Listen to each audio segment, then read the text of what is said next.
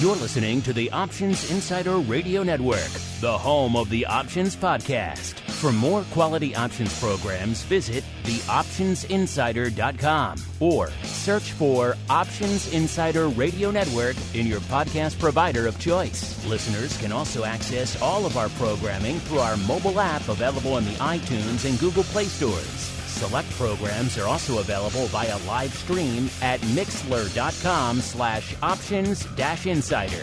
That's mixlr.com/options-insider. Don't forget to follow along with your favorite programs and submit your own questions for the hosts at twitter.com/options, stocktwits.com/options, facebook.com/theoptionsinsider, or via questions at theoptionsinsider.com.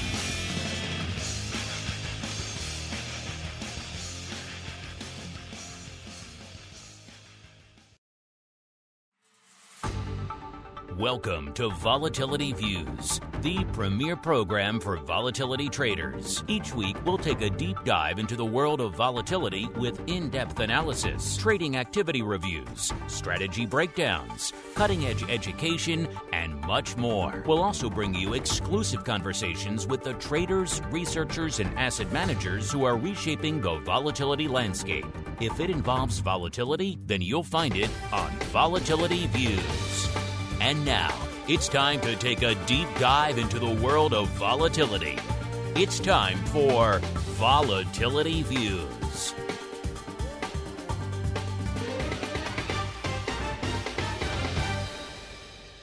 All right, everybody. That music means we are back again one final time for the week.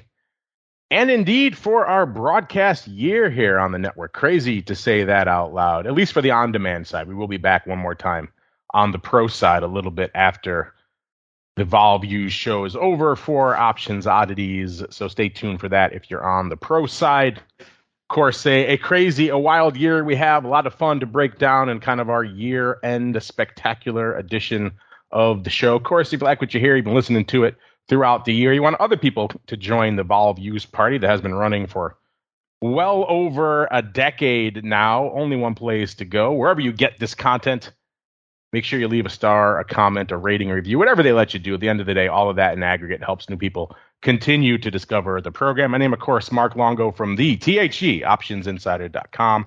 If I sound a wee bit different, it's because I'm coming at you not from our Chicago studio, but actually the Southern studio here today. So going to be here for probably the rest of the year. So if I sound a little bit different, that is why. If you're listening on the live side too, also going to be a raw edition of the show. Not going to have all the transitions and everything like that. So if the post on the on-demand side, you won't notice a blip, but on the raw side, on the live side, I should say, you get to hear the raw uncut edition.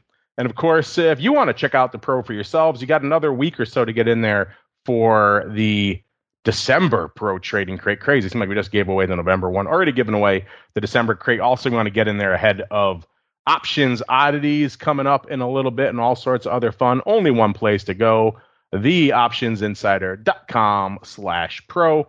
But once you're there, you get access to the archives or everything we've done on the pro side, which is close to 300 episodes now, as well as live access to everything we do. So when we do all those double headers like we did last week for Pro Q&A and Options Boot Camp and everything else, folks get them in your ear holes immediately.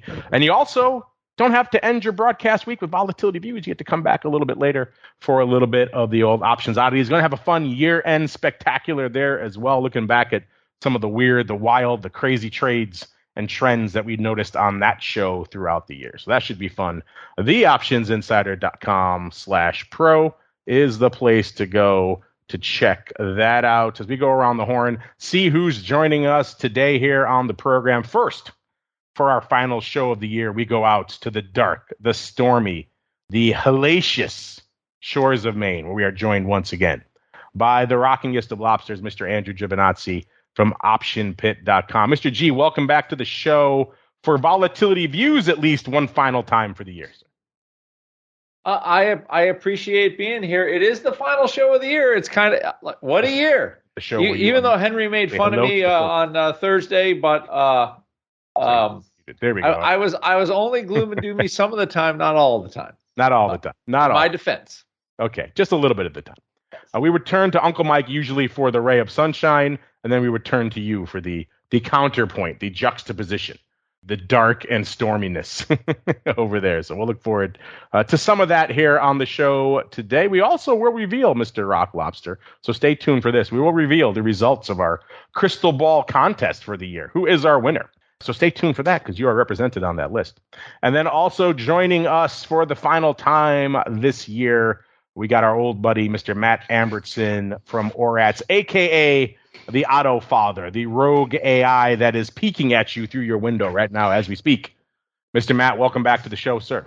I can't believe you've been doing this for 10 years. I remember I used to see you at the option conferences interviewing people, never to know that I would be eventually on the show. So it's nice to have that honor on such a long-running show. It all comes full circle at the end of the day. As the show goes full circle, right on into the volatility review.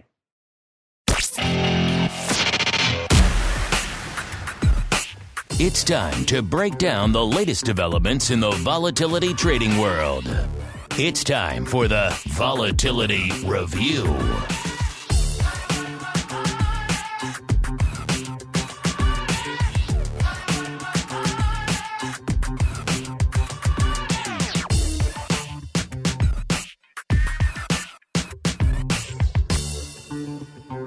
All right, welcome to the Volatility Review, everybody, the portion of the show where we break down what the heck is going on in the world of volatility one final time here for the year. We will get a little bit later into some of our thoughts, our trends, our opinions, our trades, our developments that resonate to us out here from the year that was 2023. We'll get there in a second. As we're coming into this final episode of the show for the year here, what else could we expect to see on the screen, listeners, but a little bit of green? S&P up about 0.4% as we're kicking off the show here. NASDAQ up about 0.4% as well. Dow, ever the laggard, only up 0.2%. And, because we've been talking about them a lot lately, let's go out to the land of small caps as well. See what's cooking out there. Small caps up nearly 1.4%. So once again, small caps just doing their own thing. Gotta love small caps these days. A lot of interesting stories unfolding on that side of the market. Everyone wants to talk Magnificent Seven, and I get it. They pretty much strapped the market to their backs this year. But outside of those, small caps, some interesting tales to be told out there as well. How many names have we talked about on the odd block throughout the year, listeners? And they hit their high for the year on February 2nd and never looked back. Or maybe some of them were late bloomers. They hit it around Halloween and then have never looked back. Either way, the notion that everything has just gone straight up like the Magnificent Seven, not so much once you get outside of those names. So interesting layers to the market out there this year. That means our old friend VIX Cash, interestingly enough, a lot of people, myself included, I was looking for a little bit of maybe some vol downside post-Fed, and we never really got it. We got down to about 12.5, broke through it a little bit, but then we kind of kept rebounding off that level. It does seem like, at least for the time being, there's a near-term floor to vol, and right now, coming into the show, we are seeing, once again, markets up and vol up, VIX up about a point as we're kicking off the show. It was up a little bit more. It was up about 1.25 points earlier in the session. Now about exactly a point from where it was this time last week at about a 13.25 right now. VVIX, the vol of vol itself, also looking frothier, looking juicier, also perhaps portending more shoes to drop in the weeks and months to come, hanging out at about a 90 right now, which for this time of year, December 22nd, decently frothy, all things considered. Let's go around the horn. Let's start with our guest, Mr. Matt, sir. Interesting times, vol remaining stubbornly frothy through the end of the year, a time when usually it's pretty seasonally quiet. What's been catching your eye out there this week from a vol perspective, sir? Yeah, it's the strangest thing to me is the skew, the calls versus puts. It's actually in the small caps, it's gone negative, meaning the calls are higher than the puts. So there's just not a lot of fear out there. And again, I think a lot of it is the zero DTE. I've made this case before where, Andrew and I stood next to each other as market makers on the floor, and you just get these positions that everyone would have. We'd all have the same positions, and we were dying to get out of them. If we would have had a zero DTE in more liquidity and volume in the front 2 months, you could really get out of some of your positions. So like these market makers that, the way it used to be is they would be selling puts all the time to these big banks. So they'd be short these out of the money strikes, low strikes, and then people would be buy writing, so they'd be selling them calls. So they'd have a bunch of calls that they own. So the skew got very steep, meaning the puts or the implied volatility way higher than the calls. That's the way market makers work. They just keep jacking it up. But now it's the opposite. It's just so low. It's as low as it's been since we started measuring it. So I think that's the most remarkable thing right now, Mark. Yeah, I just pulled it up while you were talking. I was looking at some historical skew data for IWM, and you're right. It was -6 just about a week ago. That was the low for the year. I guess you can think of it the high if you flip it the other way. That, of course, means, listeners, the calls are bid over the puts. You don't see that very often out there in equities, but can you blame them given the way small caps have been moving? Right now, we're looking at a 30-day skew that's close to flat, maybe a slightly positive 4%. So that means the puts kind of overtaking it again on the 30-day front. But again, when's the last time you saw the S&P go negative? I can't recall it off the top of my head. So it's definitely an intriguing. If you're wondering what the high for skew was, it was back on May 15th of about a 31, almost 32%. So the puts were extremely jacked back in May. Today, nobody wants them. It's all about the calls. So again, that kind of shows you how small caps and IWM in particular, they just tend to march to the beat of their own drummer, listeners, which makes them fascinating out there these days as we keep on rolling. You know who else is fascinating, at least sometimes? It's the Rock Lobster. Mr. Rock Lobster, sir. What is catching your eye? What is fascinating to you out there this week from a vol perspective? Well, so first thing is we had that kind of that surprise sell-off, right? So VIX was kind of in the 12 handle for a week or so, more than a week or so.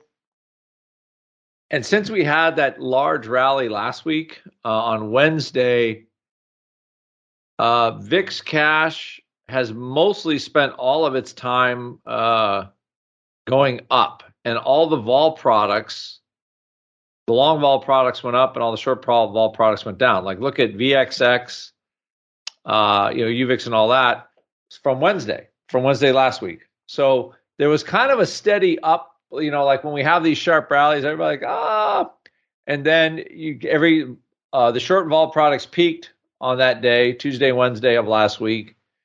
And since then, all the short vol products going down again. Again, this is all because VIX futures basically just kept rallying. So when you look at that, you're like, okay, but the market really never sold off. I think it had like this.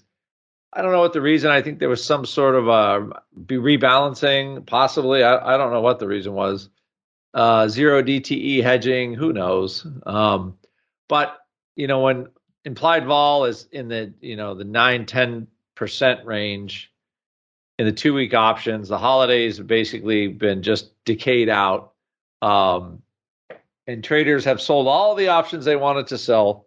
You had pretty depressed prices, and they popped up because the market moved. So even with a 1.5% rally or drop, almost 1.5% on Wednesday. I mean, where did VIX peak out at? I'm going to say. And actually, I think VIX peaked yesterday on the rally, if I am not mistaken, but I could be wrong. Let's see here. Pretty sure. Yeah, so let's see here. I'm pretty sure it peaked yesterday. Yeah, it did. So yesterday into the rally for SPY. So you had VIX drop, made the move from it was in the low 12s. Wednesday peaked on that sell-off, and then while SPY or SPX was rallying all day yesterday, VIX peaked at noon into the rally, which talk about a correlation break, but it was nonetheless. That's what happened. And since then, I'm not going to say it's steadily down, But it's kind of getting down there into the low 13s now. So it was all kind of curious. And I just think there was like just an ebb and flow of how much traders thought the market was going to move. I mean, ultimately, that's what it is. And I think there was at some point that vol stayed pretty bid because were we going to recover the whole move on Thursday, meaning down 1.5%, up 1.5%. So the liquidity provider is not going to let those option prices probably don't get too cheap, especially if there's a lot of upside call buyers into that. And so I thought that was kind of odd. And now, as pretty as you please, the vol curve, VIX curve dropped into what I would call just a normal contango for this period, for this amount of time to expiration. And we have 3 holidays between now and the January 17 VIX expiry, Jan 19 ordinary expiry. So I think we have a pretty normal curve into the weekend. So 3,800, 4,800 is 35 points away in SPX. It would surprise me if the year didn't end on there just to put the final nail in. Although I think we get there slowly. But that's as far as like from a vol point of view, interesting. But I like Matt talking about how, there's a bid for upside options. And again, because that's what people are buying. I mean, ultimately, when you have a bull market, people buy calls. So it's not a surprise that the paper has been coming for calls lately. When's the last time you and I talked about VIX peaking into the rally, Mr. Rock Lobster? It's been quite some time. Yeah, I know. It was very odd yesterday. And of course, if you have a strategy that one of your strategies is short VIX, short SPX, you had a super win on Wednesday, only to get steamrolled like a mouse crossing the street,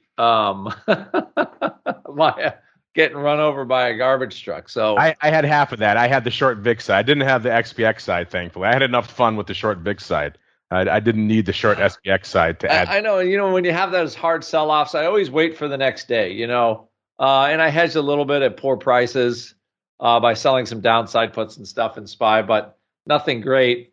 So it's going to be one of those things where I'm really going to need a month of lower vol to end up paying the trade, which is not the first time I've had to wait a whole month, but at least right now, yesterday was just an abysmal drubbing for one day. So all those people that say they trade and they don't ever have any losing days, I go, I didn't close a loser yesterday, but it sure felt like a kick in the shins. But those people who say they always win, they don't come on my network. I don't let them on. They go on CNN. Exactly. Yeah, I don't let them on here.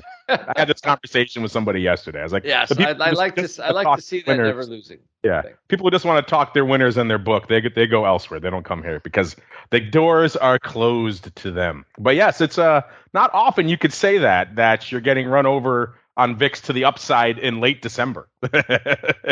not a normal sentence we say here on this show, which just makes it fun. You know what? It just tops the year off. There was so many surprises. Like when I popped into the show yesterday, Thursday, and the option block.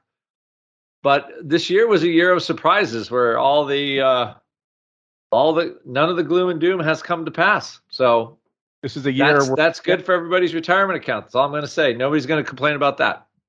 Year where up is down, down is up, rate cuts mean rallies in the markets. All sorts of things are backwards. So why shouldn't vol rally into the end of the year? It's very seasonally and just appropriate for this year. Speaking of this year, Mr. Matt, we will start with you, sir, because it is our final show for the year, at least for vol views. So it is time to look back on this mad topsy-turvy year. So when I say that to you, Mr. Matt, I say looking back at this insane year, going back all the way to who can even remember back to January now? We were all so young and innocent, sir. It was like a different lifetime. But that said, when you look back at the mad year that was 2023, What really stands out to you, sir, particularly from a vol perspective? Yeah, I mean, we started at around 380 SPY and went to 470 something. What's that? About 25%. A lot of that in the last month. Yeah, and yeah, I mean, we had a few dips. I mean, a few healthy dips to the market with some good spikes in the implied of SPY, and SPX got up to about 23 in March. And then just went down and down and down. And when IV is going down, the market's going up. And, again, that slope that was actually quite high in May during that rally. What used to really happen is when the vol went down, then the skew, at least the way that we look at it, would get more pronounced. So it was so it was behaving normally in May, and then I think the zero DTEs kind of swamped the market at least in the skew, and then that skew has come down since May pretty steadily, and then all the way to where it is now. So I think that helps my argument about zero DTE crushing that skew that used to be into the market. And I think vol to some extent, I mean, if you look at what happened in October with the market coming down in three waves starting in August, it's down in August, rallied back up a little bit, September down, in September, end of September, rallied up a little bit and came down and ultimately bottomed out around Halloween this year. But the vol really didn't go up. It was only got up to about 18, whereas it was 23 back in March. So and it wasn't. I mean, it's slightly more violent, but not really. So I mean, again, I think zero DTE has a lot to do with what's going on here, in both implied volatility being. I think it really has the effect of putting a dampering on the market. And I think, the argument of what's happened this year is that's the biggest thing, really, that the biggest thing that I see is that dampening of vol, extreme dampening of skew. So that's how I look at the year, Mark. No, it's funny you say that because we just had that. Some people are calling it mini flash crash a couple of sessions ago this week where we kind of turned to the dark side over 1% towards the end of the session. A lot of people during that were pointing their fingers at 0 day saying, oh, look, there it is. There it is. There is the example of 0 day being the accelerant that turns the market here, or at least fuels the downside move. You think it's the opposite. You don't think that was the catalyst there, sir? Or maybe not catalyst. Maybe that's the wrong word, but the accelerant, sir, the gamma bomb popping off. Yeah, I mean, so I've seen that, some people talking about that, and it can happen, but I think for the most part, it's really been a dampening effect and had that big effect on skew. So I don't, again, it might have happened, but I'm not buying it as much as people are selling it out there in the Twitterverse. One other question for you: are you going to be on the 3,000 before 5,000 train for next year as well? Is that still coming? Again, up is down. Yes. Wars are peace. Yes, exactly. Dogs and cats living together, yeah. Mass hysteria. That's the world we're all living in. Yeah. So, if past is prologue, Matt, rate hikes equal massive rallies. So rate cuts next year, 3 of them, the market should tank. Well, actually, that's what tends to happen is when the Fed finally has to come in and start cutting. I think they know something, and then that's when the market really feels the pain. So, being on the market, you get a little bit salty and cynical. So that, you protect. I have my money in the market, but it's very protected. And then these rallies, you got to, I have some ways to get long them and some cool things not to get too beat up. Like these put calendars are there and ready for. Sometimes this market has to turn around, Mark. So that's the way I just need to stay disciplined.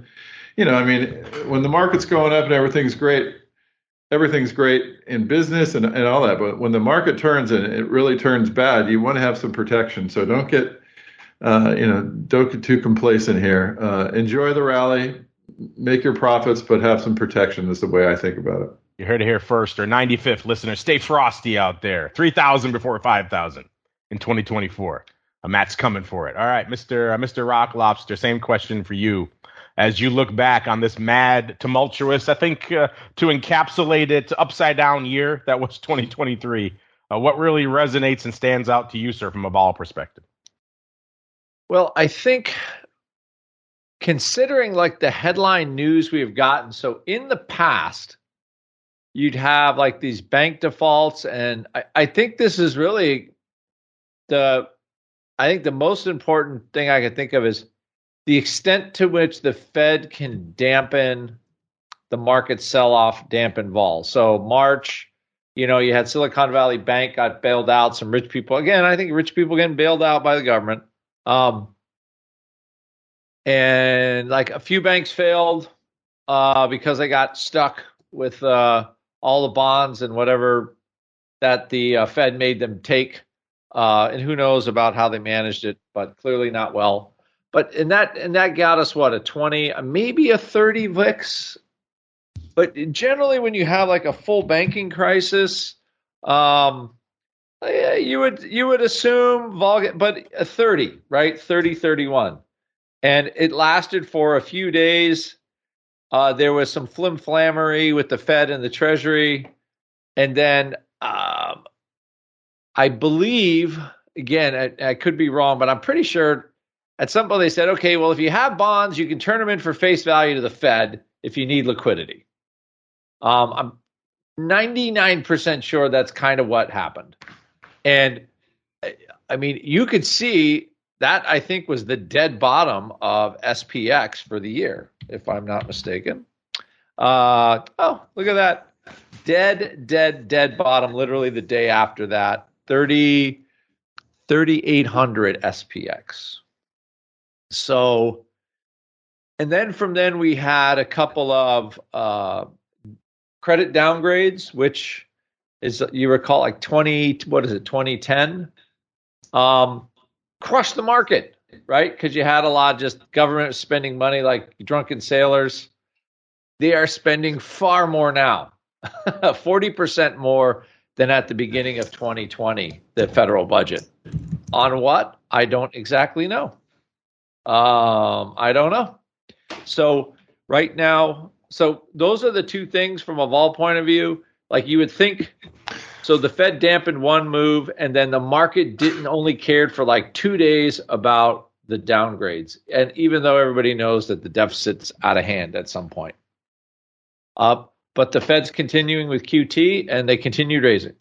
So they assume that it will get fixed at some point because now that the Treasury has to pay market rates, no more zero, borrowing at zero. So we'll see how that turns out. And like most things with the market, it's not a thing until it is a thing. So that was really the surprise for me was. So the market basically being repaired by the Fed, and then the Fed continuing to kind of hold the line everywhere else, and made any other adverse news, market news, just go away. So rates are now fully higher than they were last year at this time, and so it looks like they're done raising in the short term. And we'll see what happens from here. So, and normally when you see that happens, stocks rally. We'll be back to maybe a more normal market. Yeah, when Fed lowers rates again, everybody's like they're lowering it because recession or their economic slowdown, and that we might get green is green and red is red again. The sky is blue once again. So those are, I think, the dampening. At least from the Fed point of view, they were able to dampen market volatility by glossing over some structural problems that existed. So that's what I was the most surprising.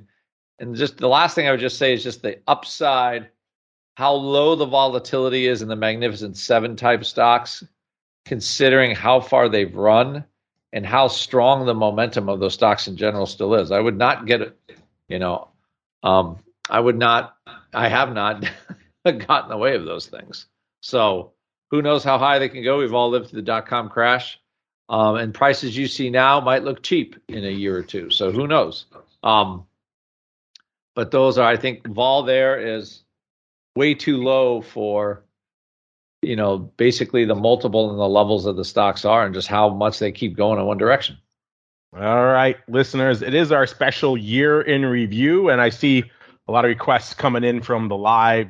We have Matt on. They want some earnings vol analysis. So, Matt, never let it be said that I am not a man of the people who gives the people what they want. So, Mr. Matt, as you're looking back for a very special earnings volatility report year in review edition, sir, what is it that stands out to you this year on the earnings vol front? Earnings announcements can move markets, but what is the options market telling us about upcoming earnings events? Let's find out with the Earnings Volatility Report. Yeah, and as you know, and helped us design this earnings season report that looks at, it's basically 6 weeks of earnings, contains 95% of the company. I mean, we just had Nike with a huge move.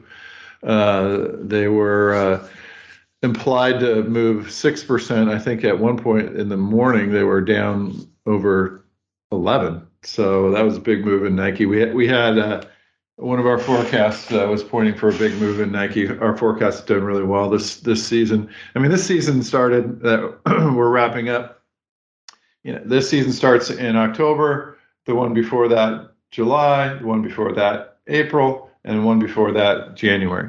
So, this one wrapped up, very good to the straddle owners. And we kind of predicted that last year, through COVID and after, it was not very good for straddle owners, which means that the straddles that are priced, the stocks were not moving at that amount. But what we are seeing this year, I mean, we were making volatility earnings great again. So, I think that there's a lot more to be said next year too about these companies that, they're having to give guidance, and it's very difficult out there. And is there going to be is a recession finally going to hit? What are rates? You have more volatility in rates. It makes it more difficult to make decisions in a company. So this earnings season was very good. Last earnings season in summer, and that went from July and August, was kind of right on the number, kind of a break even. And then the April was below the number, so the option owners did not do well. And then January was slightly above. And again, what we see, the rule of thumb that we see is when the market's volatile, that it does not help the returns for straddle owners, around earnings. There's so many other things going on that the focus is not what's happening in the earnings. That investors aren't focused so much on what is said. There's so much other stuff going on. But as you saw, that this year in general is much higher than previous years. So that's the big takeaway. And again, I think what the trend is through these last quarters is that it's going to, it's getting more and more kind of volatile above expectations. I mean, the good thing about our earnings season report is it's really comparing the expectations of the market to what's actually happening and how much things are actually moving and how much they're really punishing stocks out there. And there's, with these valuations, it's, the companies and the Fed themselves are walking a tightrope. They can't. It's got to be Goldilocks, or they're going to fall. Same with these earnings, and so I think that what we're seeing is a lot more movement, and I think that will continue into next year until we get some type of correction. I believe, because it's just there's so much risk in these growth projections that's driving a lot of where we are in the market. So that's how I'm looking at it, Mark. Yeah, a lot to unpack there. Hope you enjoyed that little bit of an earnings vol review here for the year. We'll probably do another one when we come out into the early next year on the advisors option. So those of you who love the earnings vol, I know there's a lot of you out there.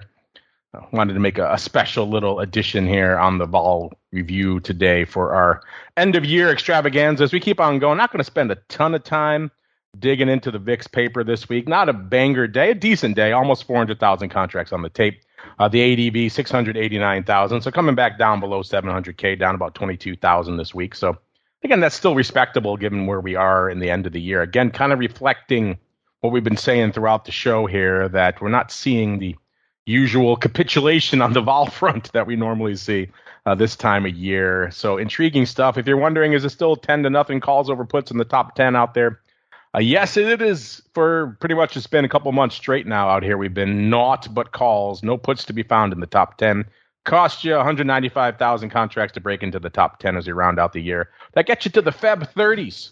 If you're wondering what the smallest top 10 position in VIX is right now. Most of the days this week have been kind of what you expect. Today, like I said, almost 400K. Yesterday, decent paper, 623. And we had Tuesday, 574. Monday, 384. So kind of light, which, again, you expect this time of year. The one exception coming on Wednesday. Wednesday, obviously, the banger day out there. 1.66 million contracts on the tape on Wednesday. The lion's share of that coming in two size trades. 213,000 of the Jan 18s going up, followed by 182,000 of the Feb 20s on Wednesday. Worth noting, both of those trades appeared to be closing.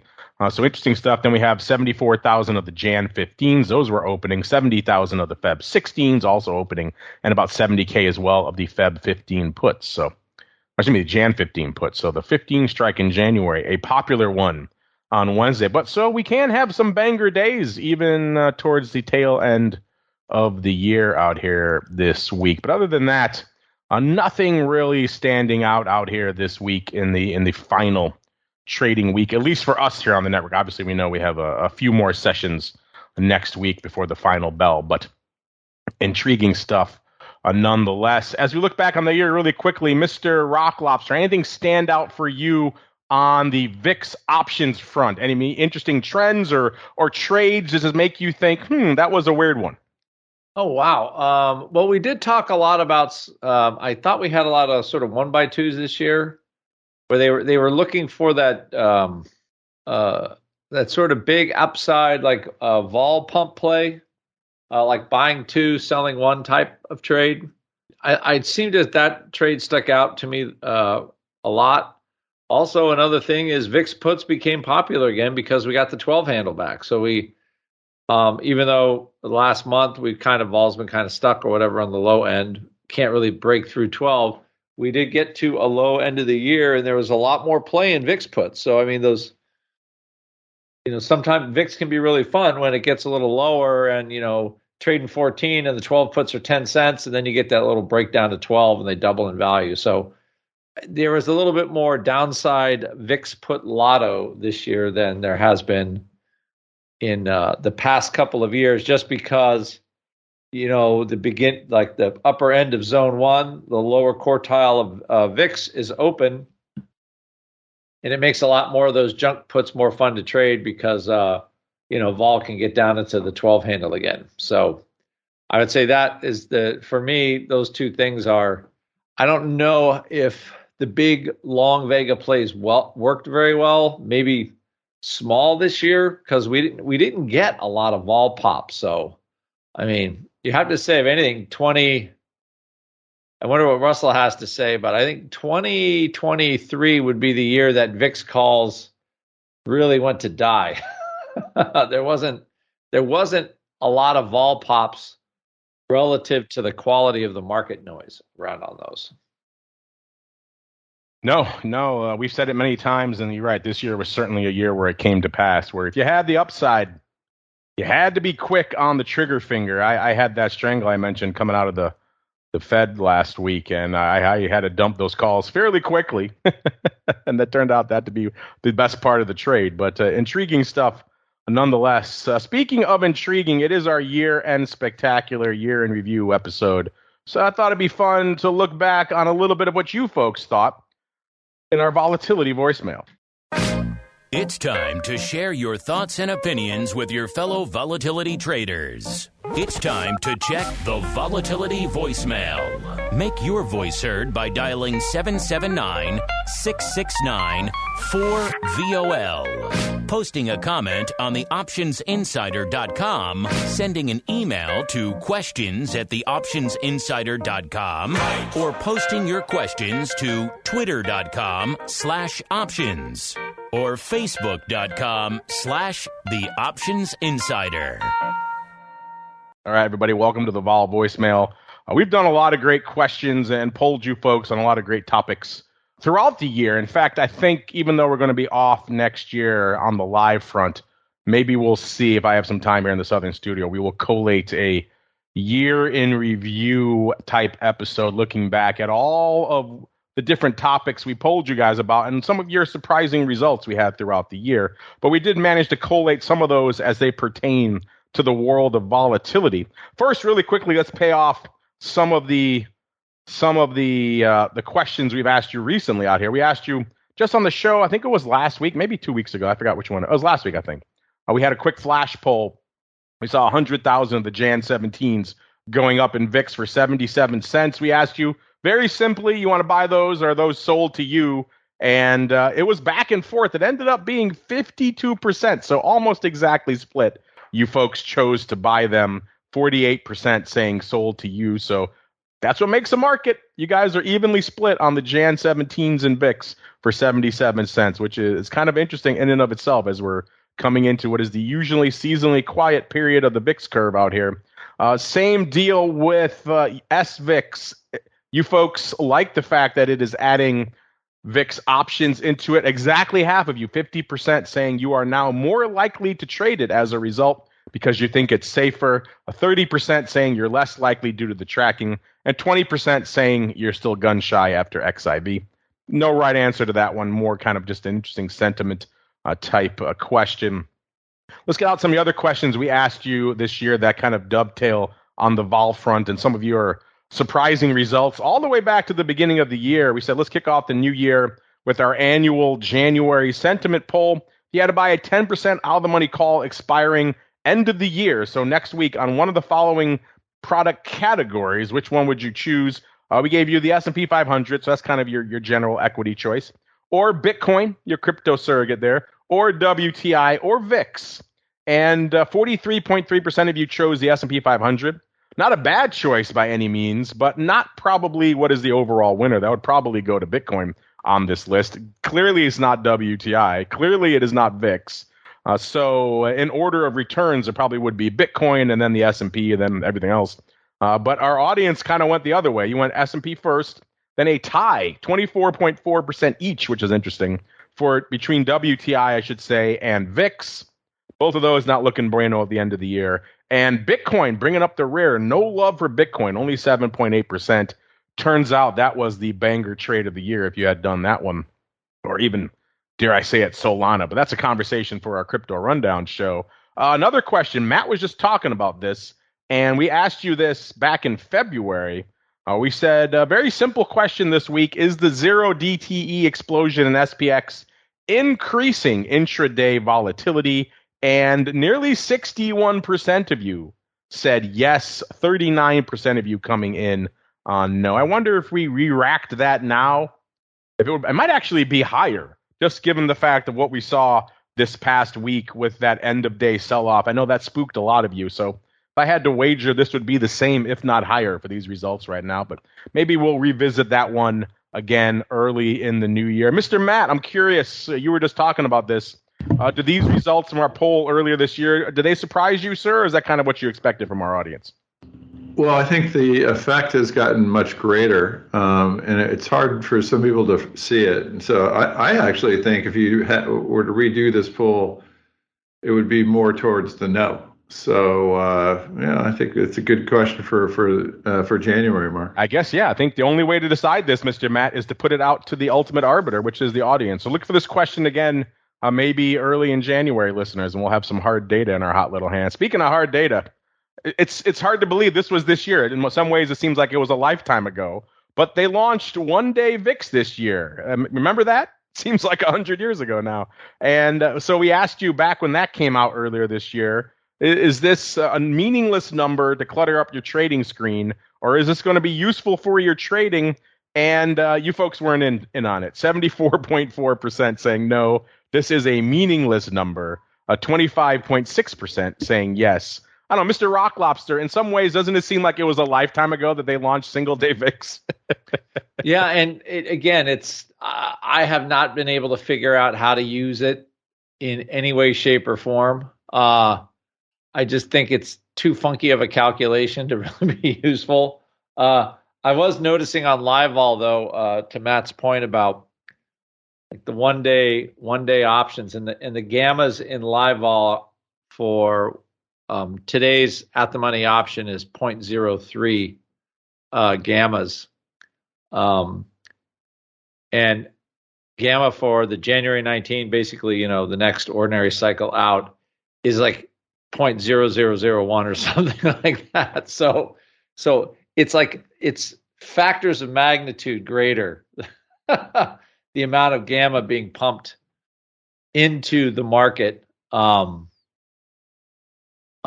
with the zero DTE. So if the public is selling a lot of those options, the dealers are buying, back spreading a lot. It's a ton of gamma, and that is going to create some kind of hedging factor to some degree. So I just thought that was an interesting little Greek data point for people if that's the way the flow is going.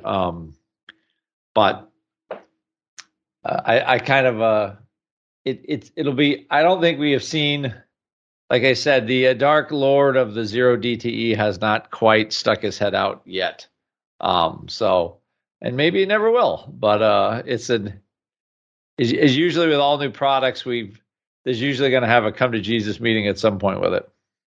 If only some deeply insightful person hadn't been calling these things gamma bombs from day one. I don't know who that person could have been, but that person was right on the money. What an insightful person that must have been. Maybe we'll discuss that on that panel we're doing next month coming up in STA. Should be a fun one.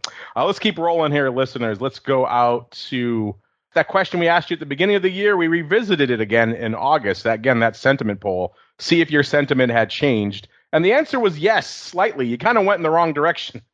Fewer of you now, 37% in mid-August wanted to buy the S&P. That was still the highest percentage, but down about 6% or so from where it was in January. WTI ticked up. Nearly 30% of you wanted WTI. That was the wrong trade.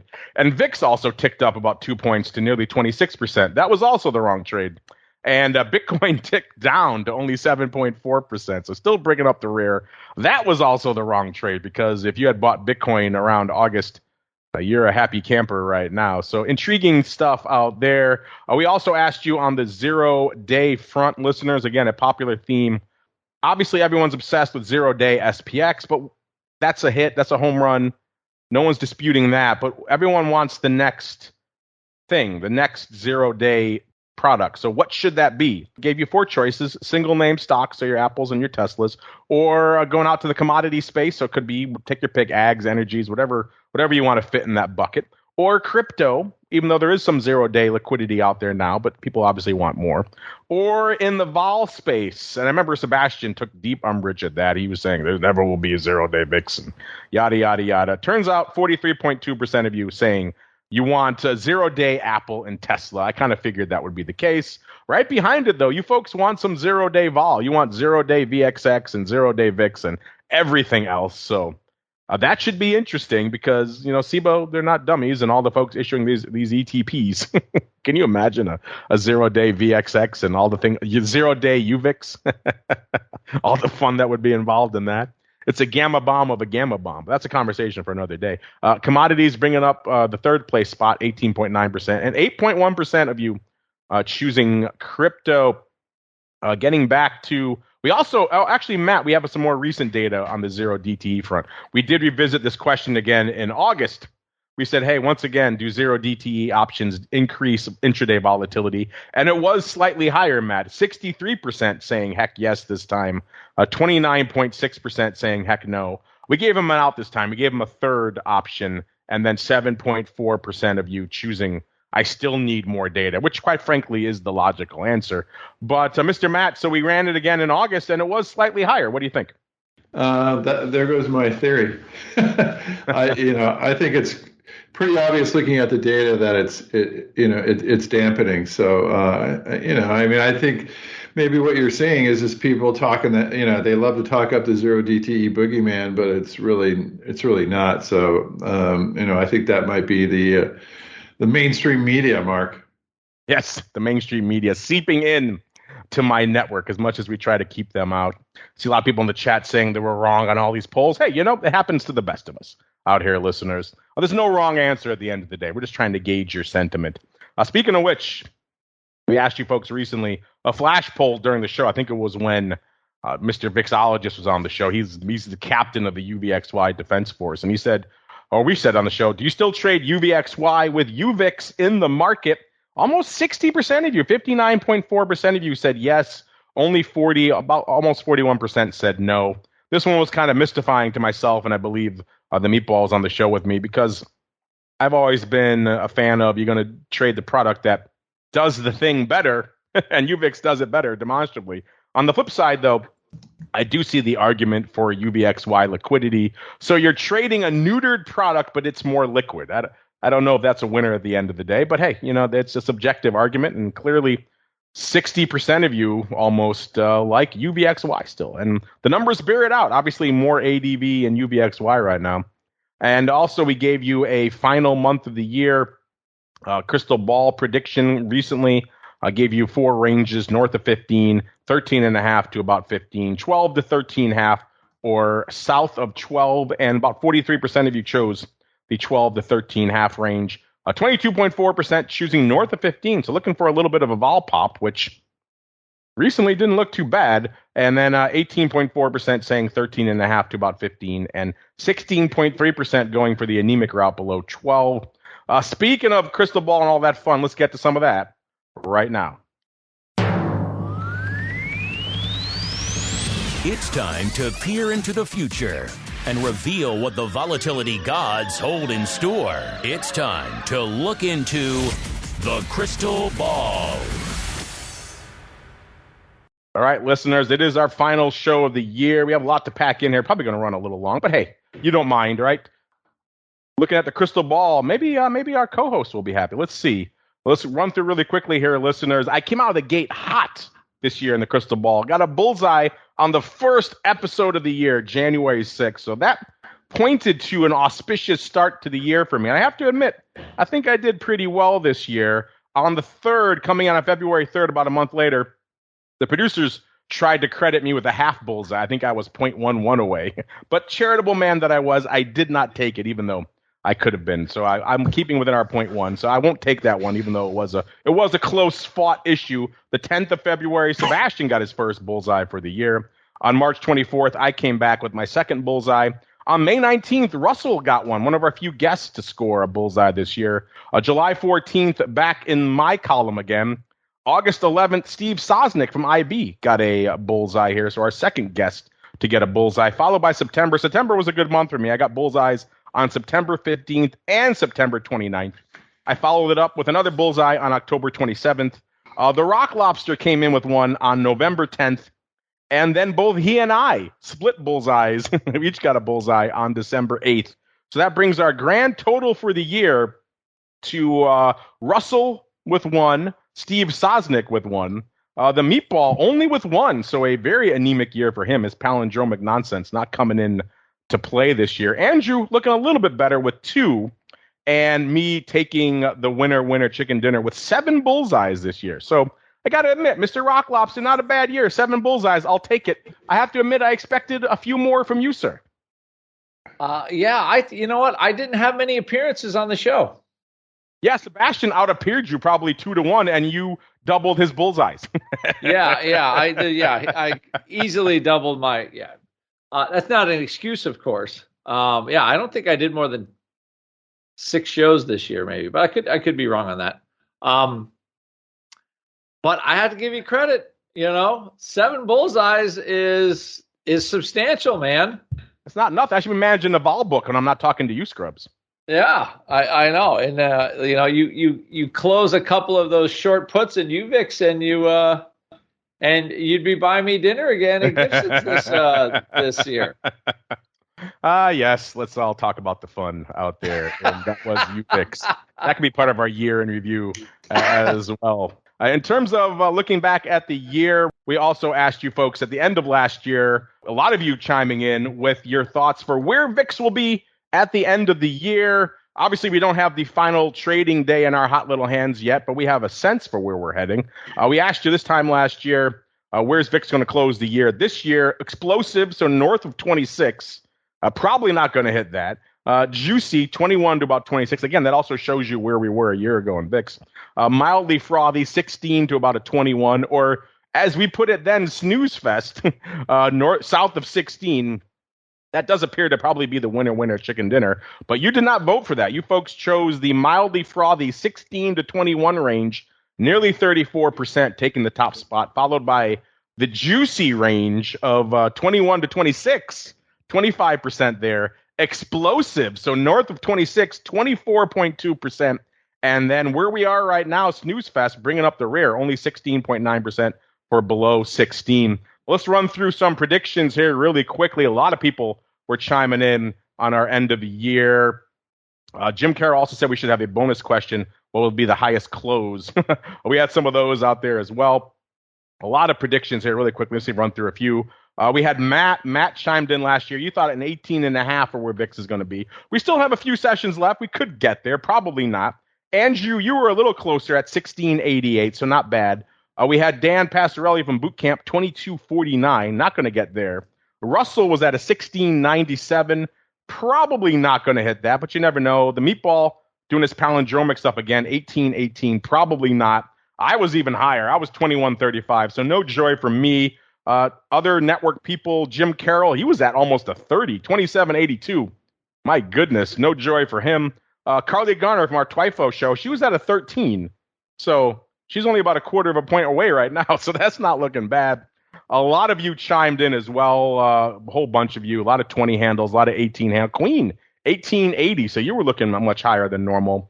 Frank, right behind it, 1870, 22 handles. So our producers will go through all of those as well. We also had a request to guess the VIX average for the year. I'll have to calculate that and see what that turns out to be. I don't have a number for that off the top of my head, but a lot of you were guessing that. We've got 18 handles here again, 20 halves, all over the place. So it looks like on the network side, network hosts, it might have been Carly Garner who's coming in the closest right now. But we shall see. We have a few sessions left. We all know anything can happen. So, Mr. Matt A., are you surprised by your prognostication from last year? And then B., as we're winding down the show here, what are you feeling for this time? We're not going to have a show next week, so let's try 2 weeks for VIX, as well as the big one, sir. Oh, by the way, today's guesses, I was at 12 double, not looking good. We're at 13.25. The Meatball is at 12.21, no joy there. Russell last week was at 11.80, so all of us were lower. Surprise, surprise. And no joy for us this week on the show. So, Mr. Matt, you get to go first. What are you feeling for not this time next week, but 2 weeks for VIX? And then also, more importantly, the big one, where will you be for the end of the year next year, sir? I am 13.8 for 2 weeks from now. And I am 14.95 for this time next year. You had those ready to go. It's like you've been crunching those all episode long. All right, 14.95 for the end of the year. Mr. Rocklop's, the same question for you. Are you surprised by your prediction from last year? Any umbrage or comeuppance there? You're closer than me, so you get a bonus point for that.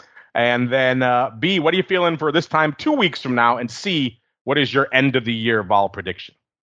Okay, so yeah, I don't think my end of the year was that bad considering. I mean, remember where we sat in December of 2022, right?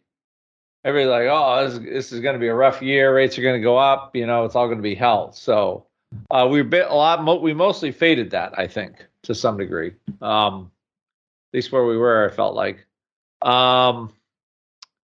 So what I would say is, in 2 weeks from now, I'm going to say we'll be back in the 12 handle, and because I think we'll be above 4,800 SPX. So it's going to kind of meander a little bit. So I'm going to say 1265 for 2 weeks from now, VIX. And next year, I'll say 1425 going into the end of the year. Interesting. 1425 for the Rock Lobster.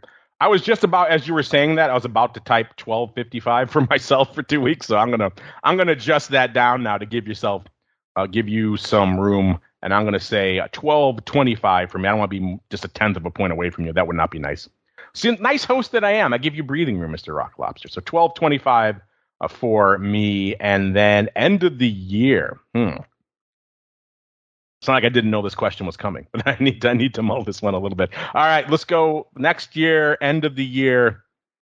I'm going to say it. I'm going to say this number has been kind of popping in my head for a bit. I'm going to say 1697 for this time next year. If you're listening live, get your vol for 2 weeks, but more importantly, get your vol for end of the year.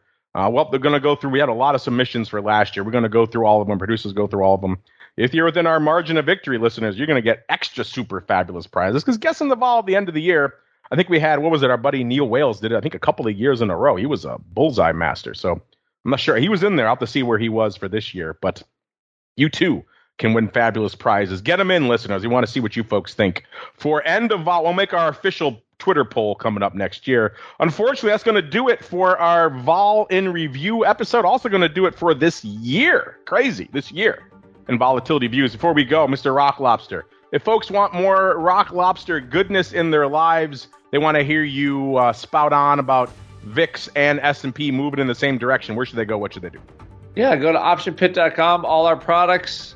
Great year for Option Pit and all their products, and especially mine. Pretty fantastic. So if you want to learn how to trade in a scalable way, instead of just flinging stuff against the wall, go to optionpit.com, and if you heard this show, you get 10% off. And I wish you all a Merry Christmas. But my wall here is nice and textured, so if I throw stuff against it, a lot of stuff sticks. So it's a good wall to throw stuff against. Why can't I do that? I don't understand. I guess I should go to Option Pit. Optionpit.com, listeners, the place to go. If you need more Rock Lobster in your lives, don't worry. If you're on the pro side, he'll be back in a little bit with me to break down the entire mad year. That was 2023 from an unusual activity perspective, and yeah, there was a lot to talk about, so we'll get to that in a little bit. And before we go, Mr. Matt, if folks want to play around with Otto and invite a rogue AI into their lives, where should they go? What should they do? Yeah, come on over to ORATS. We have just a ton of stuff coming out. We just released a custom scanner, so I have my caller that I used to have to use two separate scans, and I could get it in one, so you could make your own scans and set delta ranges and stuff, so it's pretty cool. Matt at ORATS is my email. Email me if you need anything, and yeah, Happy New Year to everybody, and Merry Christmas. Looking here in our live chat to see where the Queen, well, she went 15:30 for the end of the year. She's usually pretty prescient, listeners, so I try to avoid the chat until after I make my prediction. I don't want any accusations of skullduggery. Speaking of the chat, hang out there if you're listening live. If you're on the podcast feed, of course, this will be coming up a little bit later for you on the pro podcast side. If you're on the on-demand side, that will conclude your broadcast year with us, unless we put out a little fun, shall we say, a year in review spectacular on the on-demand side next week. So look forward to that, maybe looking back at some of our questions of the week in a lot more detail. That's going to do it for Volatility Views. Have a great weekend. Have a great holiday. We'll see you back here in the new year. Another episode of Volatility Views. You're listening to the Options Insider Radio Network, the home of the Options Podcast. For more quality options programs, visit theoptionsinsider.com or search for Options Insider Radio Network in your podcast provider of choice. Listeners can also access all of our programming through our mobile app available in the iTunes and Google Play stores. Select programs are also available via live stream at mixlr.com/options-insider.